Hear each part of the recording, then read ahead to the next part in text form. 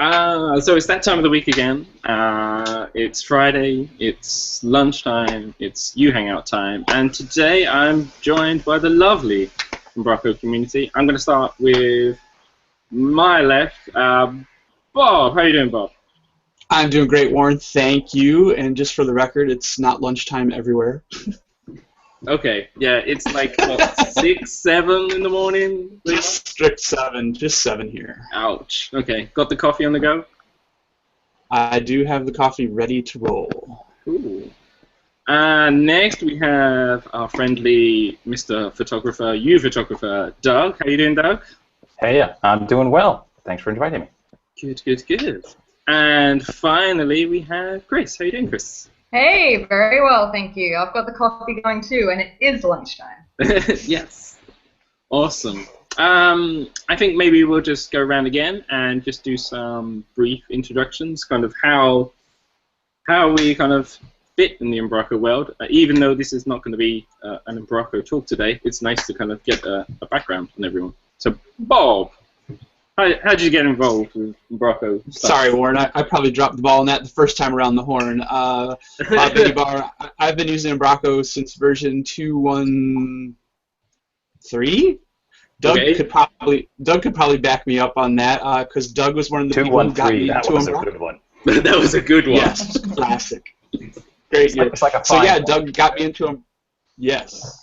Doug got me into Umbraco way back then, and I haven't looked back since. He was kind of one of, along with Warren, who also gave me a lot of coaching in the beginning, some of my mentors, and kind of got me down a good path. And now, gosh, 10 years later, is it 10 years later almost? Oh my God, yeah. Here we are. Also, still using Umbraco every day. Cool, cool, cool. So Doug, obviously, yeah, another veteran, so to speak. How did you get involved with this? How did I get involved? Dumb luck and lying to clients, I think. Dumb luck and lying. Probably those two things came together. What, saying I can do everything? Yeah. Never lie to clients because they will find out.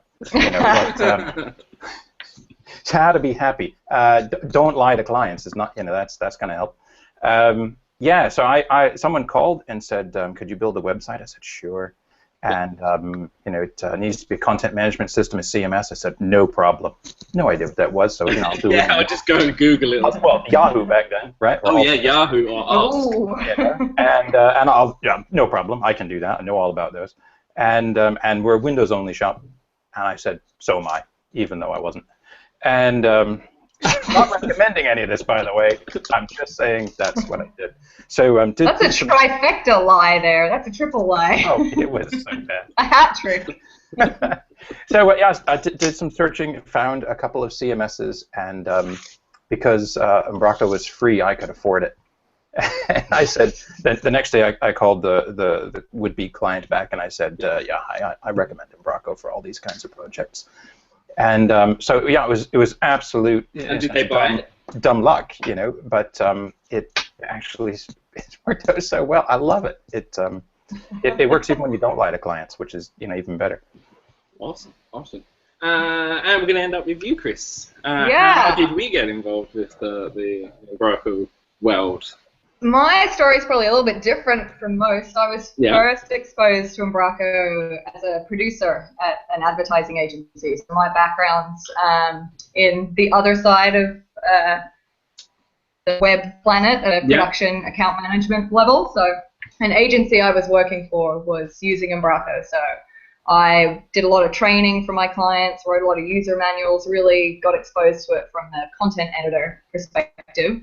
Mm-hmm. And the reason that agency was using Umbraco was the tech director there at the time was contributing to Umbraco, and that man is the infamous Shannon Deminick, who is now my husband. So it's all become a bit of a work-life yes. melded with Umbraco, so to speak. There's no escape. There's no escape. There's no escape. And since moving to Copenhagen 3 months ago now, I've actually come on board with Umbraco, working at HQ from my marketing background, and I'm taking care of all marketing, comms, PR efforts. So it's very much part of life. Part Part of life. Awesome. And that brings Umbraco is a big happy family. Exactly. It brings people together. It creates marriages. But today's topic is not techie related at all today, which makes a nice change. And it's a nice. Which is why I'm here.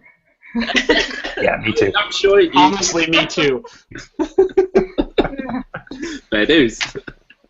We're going to talk about the kind of the life-work balance, and obviously, Bob, you sent me a couple of links during the week actually today about kind of the balance between kind of that happiness at work and kind of the life-work balance. Some people are getting it totally wrong. So obviously Amazon was in the kind of the news this week in terms of obviously maybe not treating their employees maybe the nicest of way, and the kind of the whole working ethos. So kind of what are our thoughts on kind of getting that balance just so? How do we kind of each deal with that? Well, the thing that struck me most about the Amazon stuff that came out earlier in the week was that they were, obviously Silicon Valley's got this big, currently and in the past is this big push to maximize hours, 60, 70-hour work weeks, take your work home with you, never leave the workplace. But their quick defense was very interesting about I didn't get a chance to see their kind of the response or their defense. What was kind of Amazon's stance on pushing the boundaries of their employees? Well, their thing was, and that's kind of what I was getting to, is that if you're an elite athlete, or if you're an elite performer of any kind, whether it be like a singer, a stage artist, or an elite athlete, you're training every day, all day. Historically, you're training every day, all day, and you're honing your craft, and you're becoming the best that you can be, and Amazon thinks that's the way that they're getting the best out of their employees. And it's an interesting argument, but even training, and Chris can back this up, training mentality has changed in regards to that too. Athletes aren't training the same grueling ways, to be the best they can be. So, I mean, that was kind of the most... I felt like it was at least a decent framework of an argument, but it doesn't really hold water in today's environment, and that's why some of those other articles that I sent that we'll talk about, where people who lived that grind were chiming in and saying, yeah, that doesn't work.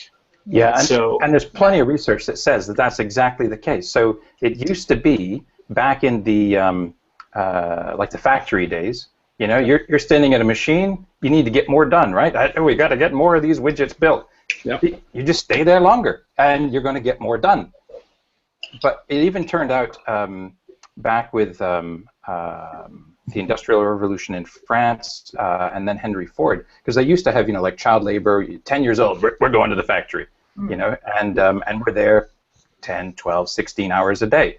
And so you've got factory work, but even factory work doesn't sort of scale indefinitely, because you have more accidents, and that, anytime you slow down a production line or have to stop one, particularly because of an accident, that's a huge delay. Your productivity just goes to zero. It doesn't go down, it goes to zero.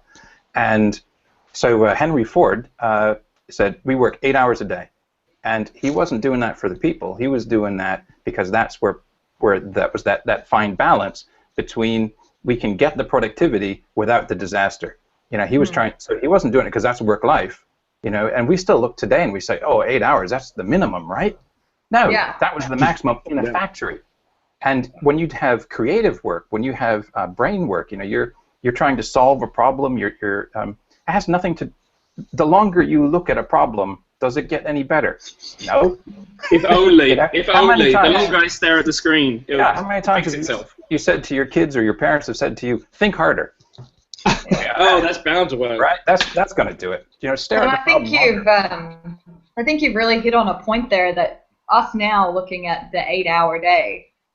Exactly as you said, 8 hours? That's minimum now. That's, oh my God, it's a great day if I can get out of the office in 8 hours. And I think there's this really, really toxic sort of mentality around the sort of 12, 14, 16-hour day that, particularly in some industries, like I said, my background's in advertising, that the 12 to 16-hour day becomes the norm, and it almost becomes expected of you, whereas it should be the edge case. Okay, fine, you've got to pitch the next day, you're probably going to pull an all-nighter, or you've got a really important project. Yeah. It's the exception to do a longer day, but I think it's more and more becoming the norm, it's becoming expected, and that's when I think it gets to be a real problem. It should never be expected that that is the norm.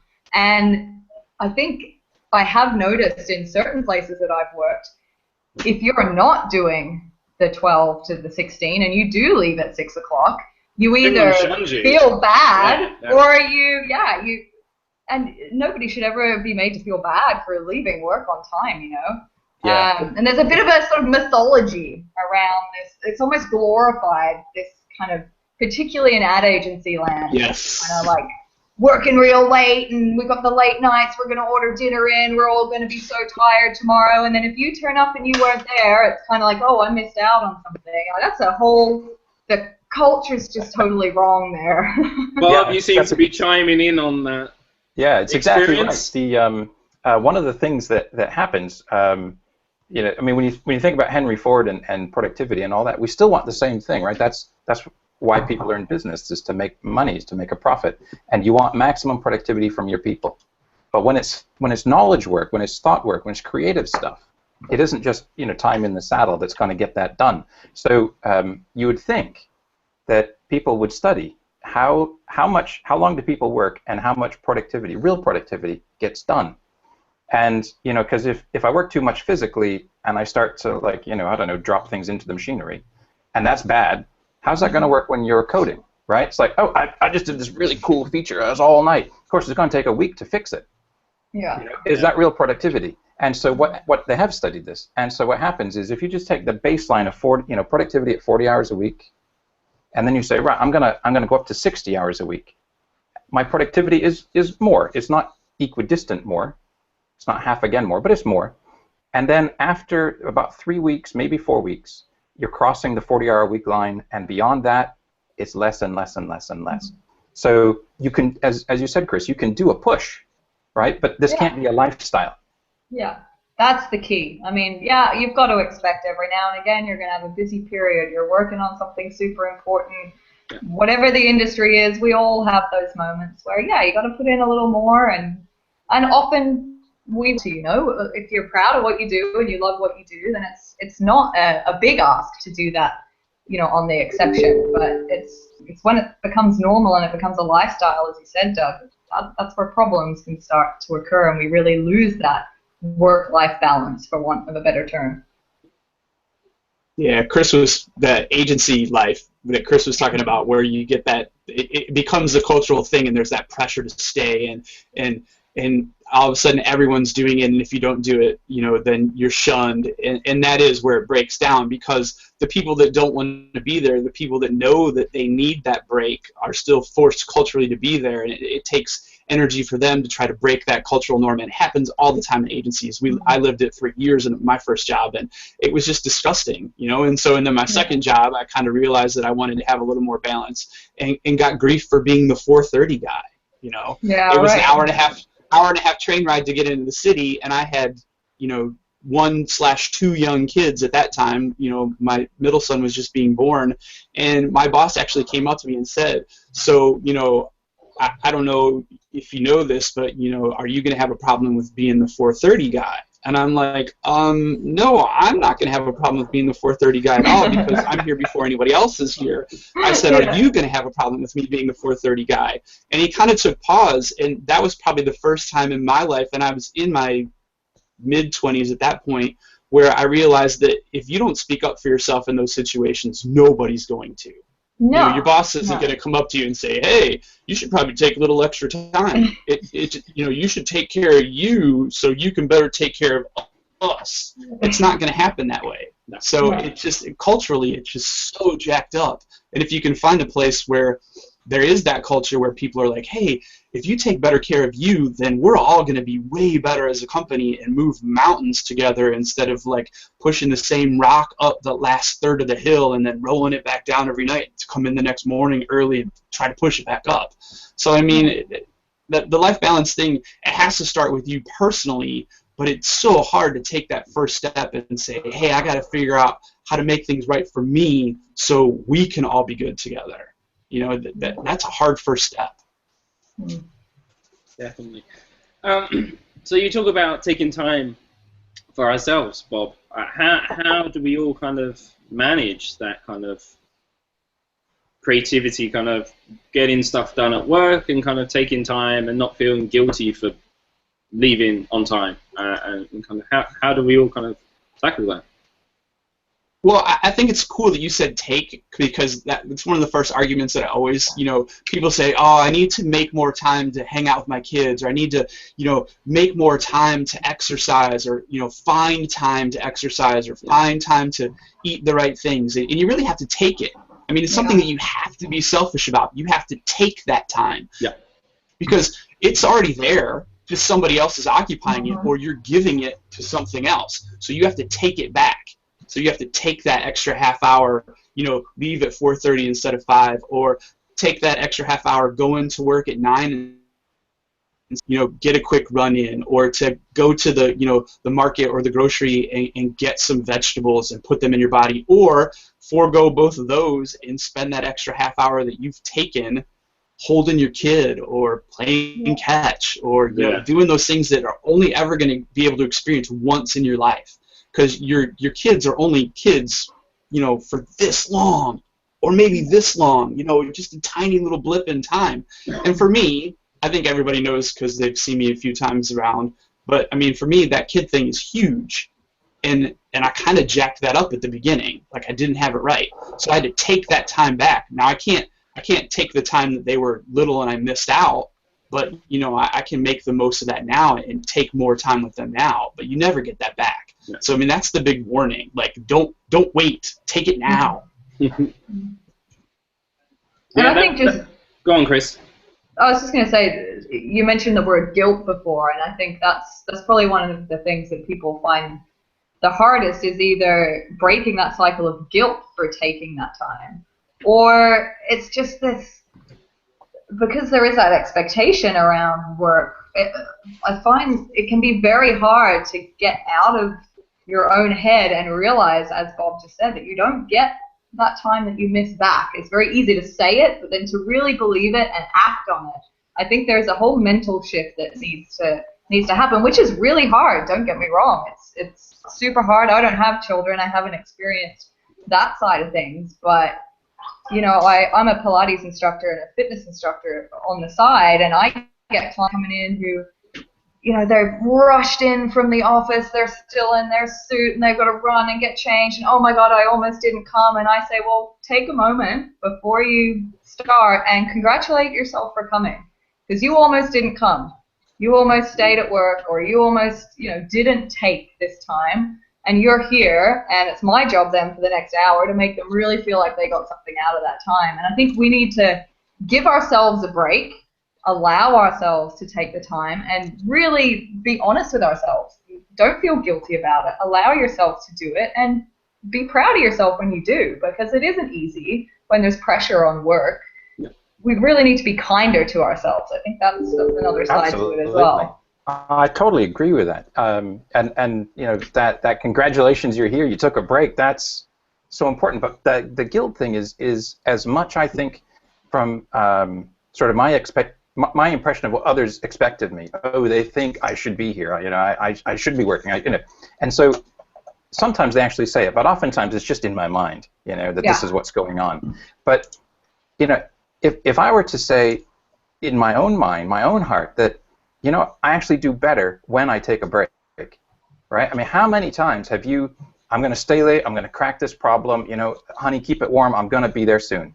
And then put the kids in bed. Honestly, I'll give them a kiss. And you just can't solve that problem. You finally go home, in sort of defeat and despair, and and all that. The next morning, you're in the shower, you're washing your hair, and you get that. You took a break. You got some sleep. Solving the world's problems in the shower. I often feel like I should live I often feel like I should live in the shower because that's actually where I solve every single problem that's ever come into my life. So why do you think that is, right? I mean, this is the proof, and we all know it, that when you step away from something you can't crack, right? So I'm not talking about like, hey, I'm in the zone, I'm doing well, oh, I should just go. No, hey, enjoy those moments too. That's awesome. I mean, good work is good work. Enjoy it. But when it's not good work, and you know you're feeling guilty about, I just got to break free of this for for 5 minutes, go get a cup of coffee. I got to break free of it for an hour, go work out. I got to break free of it for the night, the weekend. I mean, this is all good because this is when you recharge. And sometimes when you're not thinking about the problem, that's when you're most likely to fix it. I know that definitely happens for me. I will step away for the afternoon if it's too much, and just come back, and things are crystal clear. So it's a definite tactic that definitely works for me. So in terms of, I'm just now skimming some of your notes, Bob. That obviously you had a similar discussion at CodeGarden as an OpenSpace. What was kind of the points that was kind of raised at the OpenSpace talk? Obviously, it was a similar discussion from what I heard. It'd be interesting to see kind of what was the wider group or community that was at CodeGarden. How did they balance the two? Well, I think a lot of the people that were there to kind of like figure out like how, like they were looking for the answer. They were looking for the golden bullet, yeah?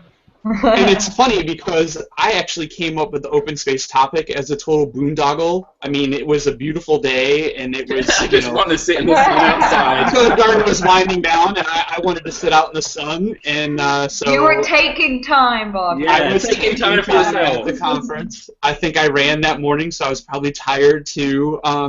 And so, it is a topic that's near and dear to my heart, but I didn't figure anyone else would give two hoots about it, so I figured it'd be a couple of other people that were interested in hanging in the sun, and all of a sudden there's this big group of people, and it's because they were all, I think, very curious.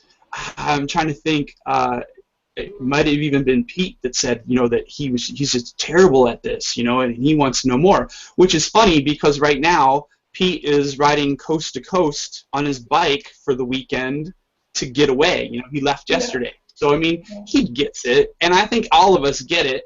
The biggest thing that came out was, well, how do I have that conversation?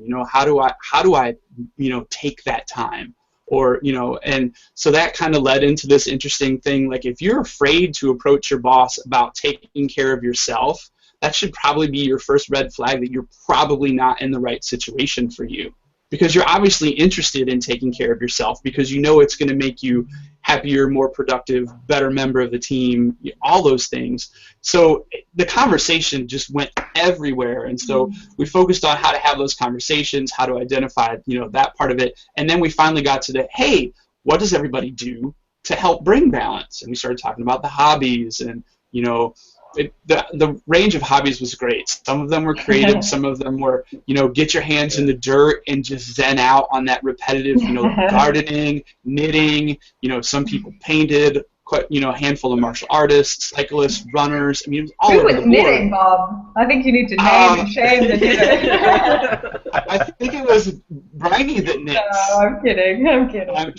I'm sure I just totally butchered her name too, but yeah. So we had a knitter, some extreme skiers and snowboarders. So I mean, it was all over the board, but it was great. But I think the biggest problem was that for some people, how to break out of that cycle, how to talk to your boss about that, especially if you lived in that culture to stay late. Even if you're just sitting at your desk, stay late. And then all of a sudden you're eating like crap, and it just it all snowballs down from there. But yeah, that was the big cycle of the talk, and it ended kind of on what does everybody do for fun? What does everybody do to break out of that cycle? So that was cool. A lot of great examples. Yeah. So do you reckon a lot of people kind of learnt from that discussion in terms of made a change in terms of their balance? Do you think, or you hope? Well, I think the hope is yes. I think a lot of people were there to to find out what others were doing for that kinship factor but I think others were there for some validation that the things that they're doing might be right, or to validate that they are not in a great situation. I think it's been really excellent this past, the past 12 months of Umbraco in the software part of it, but I think it's also been excellent the last 12 months of Umbraco because we've got people like Chris that are talking about physical health, and we've got people like Doug giving the talk about, the 7 regrets of the dying, or is it 7 or 5? It's 5. It doesn't matter. I'm sure there's more than 5, but isolated on the top 5. But I mean, it's like that the dialogue is starting to happen that maybe we're not all the young indestructible kids that we were 10 to 15 years ago, and that. And the agency's shifting, and the times are changing. The industry is shifting, and we got to start thinking about what's next and how are we going to do this as long as we can and be happy doing it, and not just burn out and go away. So I was just super impressed when I heard that OpenSpace happened. I wasn't at that OpenSpace. I think I was out for the day in Copenhagen with Cherie Gregory, taking some time. But I got back and I heard about this OpenSpace, and then I kind of asked Bob to tell me a little more about what happened, and he shared the notes with me, and I was just super impressed that it even happened. For a group of people who are, they're at a tech conference, that's the prime reason they're there, but that they were willing and open to go there and talk about their personal side of their lives and maybe the struggles they are having at work and the things that they wish were different.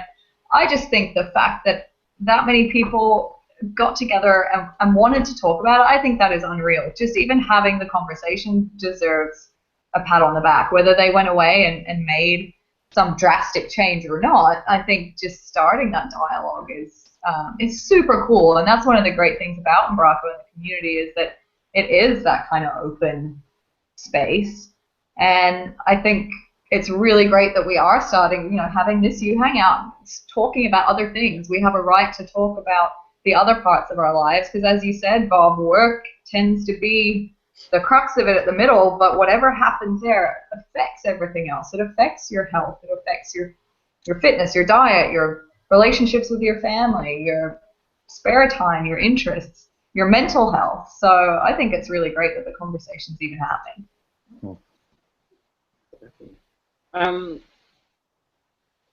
So Doug and Bob, obviously you both have or have been freelancing at some point, so to speak, or you work for yourself. How did you find to manage that time of kind of life-work balance? Is it easy for you to go, look, I'm gonna turn the computer off now, or I'm not gonna do anything, I'm gonna make more time? Or is it totally the opposite, and the pressure is on that, oh my god, I need to get this work done, and is it totally the inverse of that? Go ahead, Bob. Well, as you were asking the question, Warren, I was looking at Doug on screen, I'm thinking, wow, both probably have some serious stories in this regard, and I'm not going to speak for Doug, but part of the reason why I think I'm talking about it now is because I screwed it up really bad when I was doing it on my own. I think I took too much pressure on myself, and that was part of the reason why I missed some of that stuff. It's kind of giving a little bit back to, like Chris said, to start the conversation, because you can't necessarily, you are an exceptional human being if you figure out and fix this when you're 24 years old. I mean, you're out of the park brilliant as far as that goes.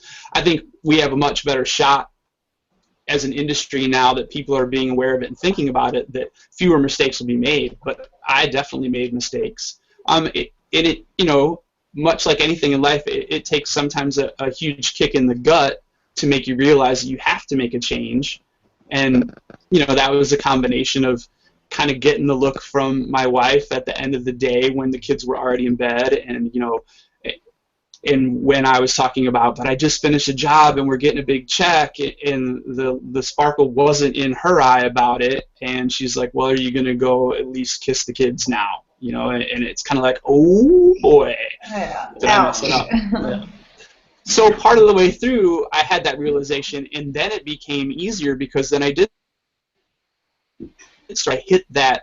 I mean, rock bottom's a terrible term because it really wasn't rock bottom, but until I had that oh crap kind of moment, it wasn't easy at all. And I think being a freelancer at that point in time in my life almost made it more difficult, because I was the one that was perpetuating the culture of staying really late and getting up really early and never quitting the job. So that was kind of, my aha moment.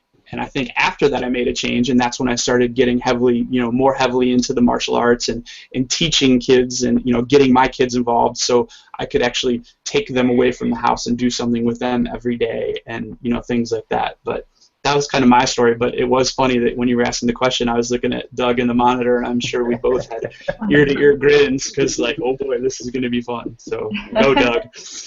Yeah, so is it easy? Yes and no. The really cool thing about being your own boss is you can have as much time off as you want without pay. and so so I had started Percipient Studios and done sort of the American I'm just going to work endlessly because I have to make money kind of lifestyle. Had similar experience to Bob with you're going to talk to me or the kids or be here for a meal or that kind of stuff. But when we moved to England, my wife was studying for a PhD, and so I was making all the money, and we moved to England. We put all our sold and gave away pretty much everything, put some stuff in storage, and moved with 9 suitcases, and that was it. And and just as we were moving, like a week before we were on the airplane. My rather lucrative career job that I was going to be going to fell apart. And there was sort of well, now what do we do? And we didn't have gads of savings or anything like that. And for the next year, well, we didn't eat meat, and cheese was like a luxury. And it was in an odd way, a really good time. Because you bond together, you suffer together. I mean, it wasn't like vast suffering, but I became sort of a traditional English person. What do you mean you turn on the heat? Turn on the heat. Let's put on some more clothes. I mean, things did eventually turn around, financially, but there was this huge lesson that being broke. I mean, not like on the street kind of broke, but just I'm not having the life that I'd like to have. That one that I always dreamed I should have. By this time in my life, I ought to be able to, and I'm broke with a kid in Cambridge, and we're okay.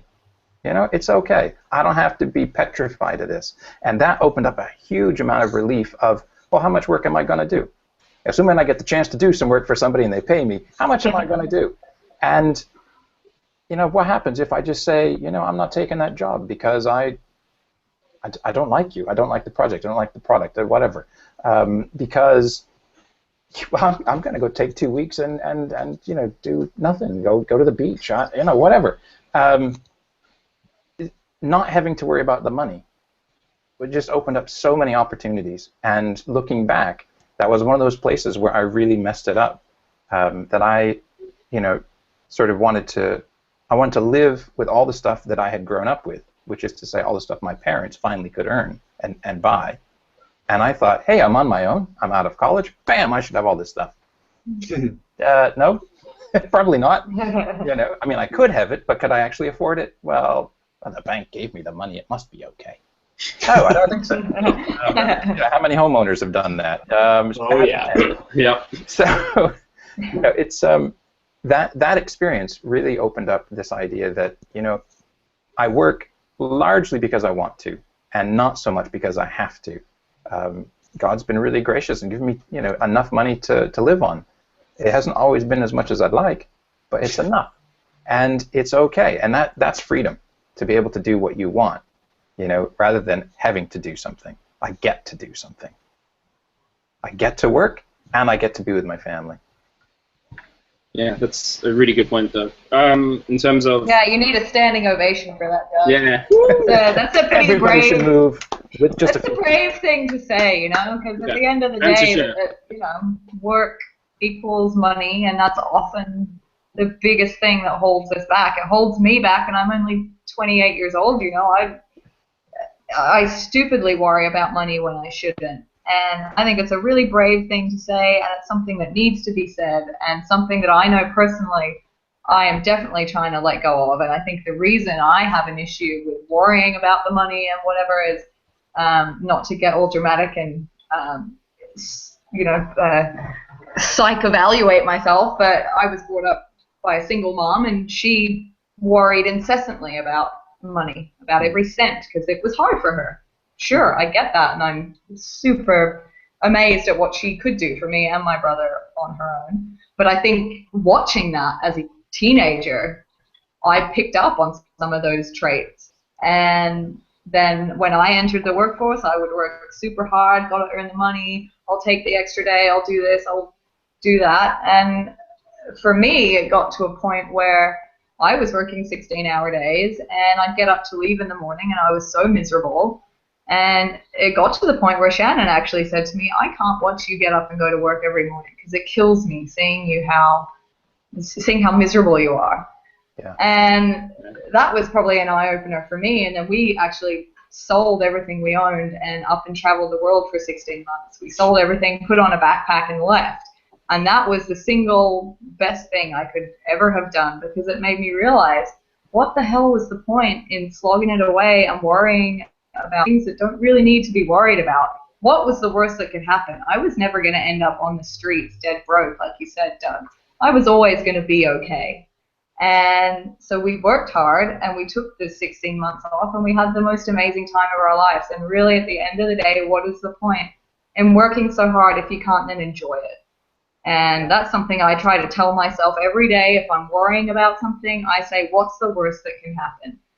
And hopefully the worst is not rock bottom. Yeah. Well, and even if things really do go very wrong, one of the benefits of taking time from your work to give to your life is that you spend time with people, and those are the people who will be able to help you, right? So I lost my job, I lost my house, I lost my you still got your friends, and they've got couches. They got a bathtub. You put some pillows in it. I mean, whatever. It's just how bad is it going to be? If you've got skills, and I mean, in the Umbraco world, we're really blessed that we've got such a supply and demand problem. There's much more need for people to do Umbraco stuff than there are people to do it, and so the work is there. And the internet is great. You can do it from anywhere. So. That shouldn't be a big worry, particularly in the Umbraco community, but even just in general. Build relationships, have fun with your work, do good work with good people, and have a life. Don't just have a job. Yeah, that's a great point, because if you're living your life for the work, you're probably not making relationships where you get that bathtub sofa kind of deal. You're not bonding with those people. You're sitting in a cube, not even seeing them. So get out and make those relationships outside of work. Yeah, totally. So from the kind of the other end of the spectrum, how do we manage not burning ourselves out as individuals? How do we? Obviously, Chris, Shannon helped you kind of step in and kind of say, look, you need to take some time. We're going to go for this trip, and we're going to go and travel. But how do we stop ourselves from burning out and not looking after ourselves? How do we make sure that we look after ourselves at the end of the day? Because well, I won't say that taking that trip was because of how I was burning myself out. We did that trip because amazing and we wanted to do it. It wasn't that dramatic. It's not that bad, people. If you're burnt out, you don't have to sell everything you own and travel the world for 16 months. But it is a great idea. I really wanted to do that. Chris says you have to chuck everything. It's the only way. The only way. Emma. Look, I think it comes back to what Bob said before. Prioritize taking that time, and don't underestimate that you're not Superman, you're not Superwoman. Maybe you are, but everybody, even Superman, needs to sleep, right? Everybody needs to recharge and to refuel and to, you only get one body, you only get one life, so look after it. And you know, I'm a big believer, I guess, because I work in the kind of fitness world as well, that you're not going to be productive if you don't take care of your body, and your body is your tool, you know. And I just think it's about prioritizing that time, and don't try and be the hero and I'm going to stay up all night. That's just stupid. You need to go to sleep, so go to sleep. And, you know, come back to it tomorrow. And no, you don't need to go and eat fast food at your desk because you don't have time to go and get lunch. Take that 30 minutes and go and get yourself a meal and refuel and recharge, or get up that little bit earlier, make your lunch, do something to put good things in your body, because ultimately that's going to get more good things out of your body, whether it's, you know, work, fitness, a mental, you know, problem that you're trying to solve. Cool. Rune's obviously back at the office watching. He's saying it's a great discussion. How do you cope with kind of always being online? So I suppose with the invention of smartphones, with Twitter, emails, push notifications, phones, things constantly bleeping, how do we kind of deal with that? Why are you always online, Rune? Why?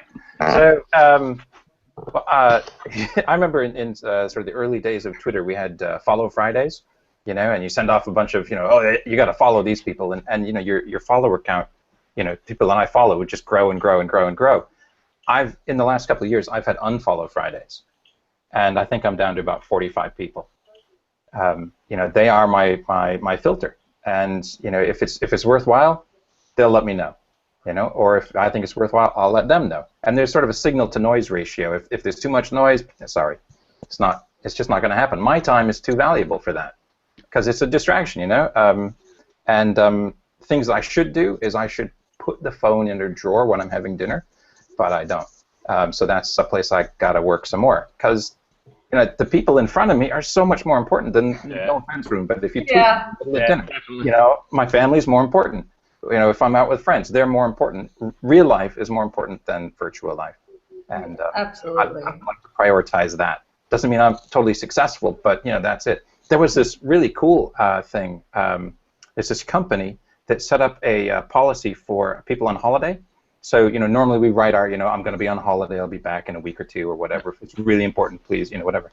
And this company said, you know, we're not going to do that as an IT task. You let us know when you're going to be gone, and we're going to set up a rule for you that will send an email back to Warren if he sent me the note, and it'll say, Warren, Doug's on holiday, and I've just deleted your message. If it's important, call somebody else. Otherwise, he'll be back in 2 weeks. Try again, Ben. That's how it should be. Right? It's not in your inbox waiting for you to come back and burn 2 days figuring out is any of this important. It's gone.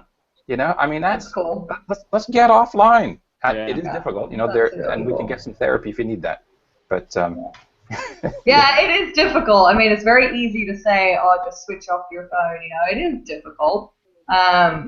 We experimented, and it only lasted about 2 weeks, I think, but we had a rule in the house that when we were going to sit down and eat dinner, the phones went in the other room, so they had to be in a completely separate room.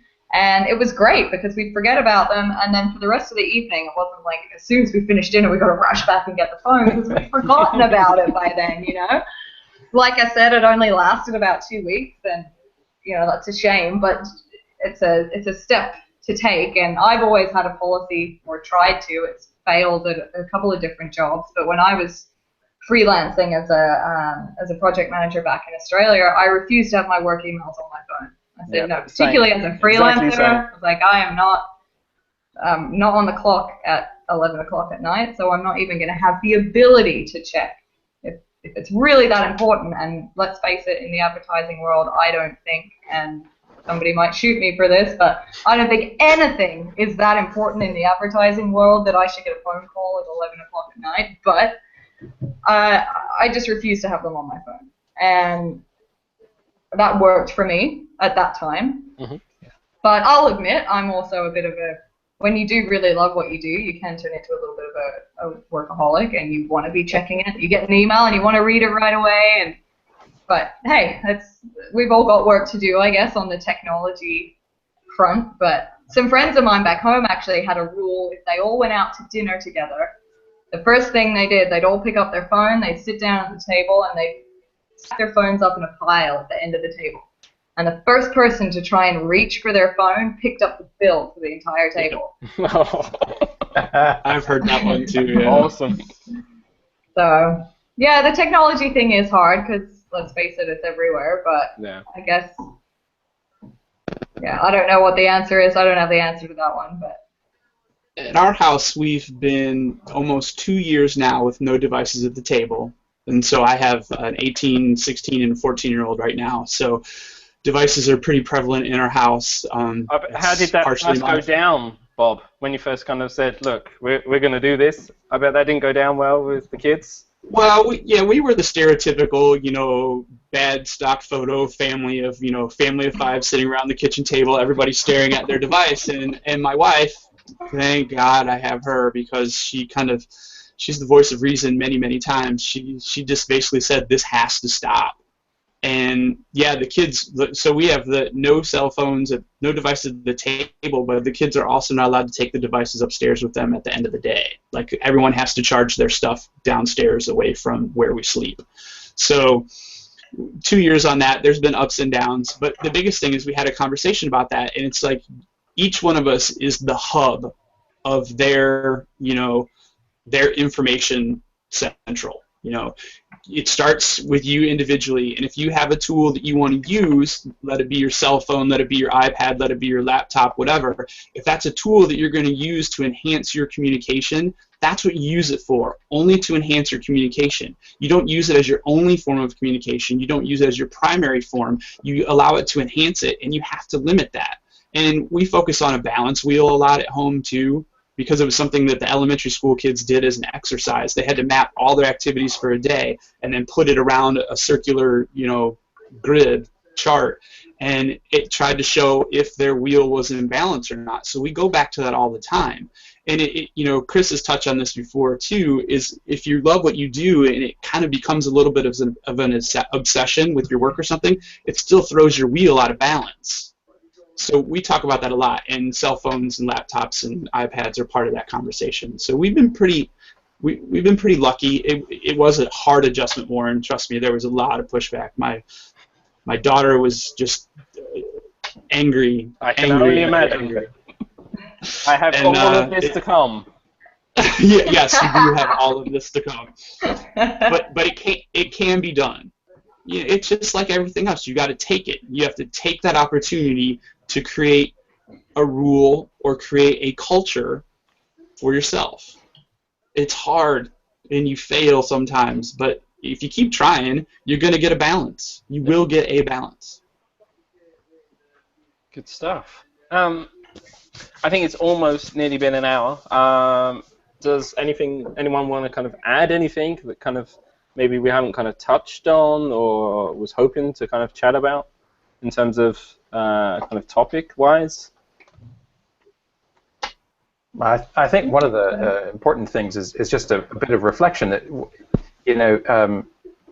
we, the four of us, have all had that moment when we realized that this is not good, this is not sustainable, this is not a way forward that's going to make me happy, and so if you're listening and you've got that sort of that tug inside that says this I don't know that I agree with everything they've said, but there's something going on there. I'm not content with how things are and where they're going. Then listen to that voice and find a path that's going to make you happy. It could be exercise, it could be a new job, it could be get in touch with your old friends. I mean, have friends, for goodness sakes, have real friends, like in-person kind of friends. Online is what good. Are they? I know, you've heard about them, right? I mean, this is what CodeGarden is for. So, and the meetups and the festivals, is to actually get in person. Think about, is this the life that I want to have? And I'm not talking about the stuff. I'm talking about the quality of life. Is this the kind of a life I want to have? Is this where I want to be going? And if it isn't, well, who's going to make that change if it isn't you? So make a change. Yeah. You can do it. Yeah, and making that change can be hard. but it's taking that first step can be hard, but you shouldn't fear it. Yeah.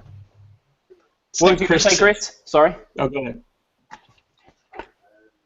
Go ahead, Chris. I wasn't going to say anything. Oh. I was going to say, it's like Chris said at the beginning, it's like that first step, that showing up, like that is the hard part. And if you get there, you should be applauded for taking that first step, for showing up. And that's how that ball gets rolling in the other direction. It can snowball in a positive direction. It really can. And one of the things that I try to do is, at the end of every day, that day is over. I can't undo what happened in that day. Take a nice big sigh of relief, close my eyes, and kind of start over the next day. You have a chance to fix it every single day. You have a chance to screw it up every single day, but you always get a new chance that next morning to start over and make a better choice or make a different choice or take some of that time. Awesome. So if you mess up one day, you got tomorrow. Definitely. Always tomorrow. And I think on that note, I think we'll say our goodbyes and wrap up. Thank you all so much for taking the time out of your busy days. Your very early morning, Bob. I appreciate you getting up early. So yeah, thanks, and hopefully I will see you or catch up with you all very, very soon. All right, thanks, Warren. Awesome. Thanks for sharing. Thanks. Bye. Bye.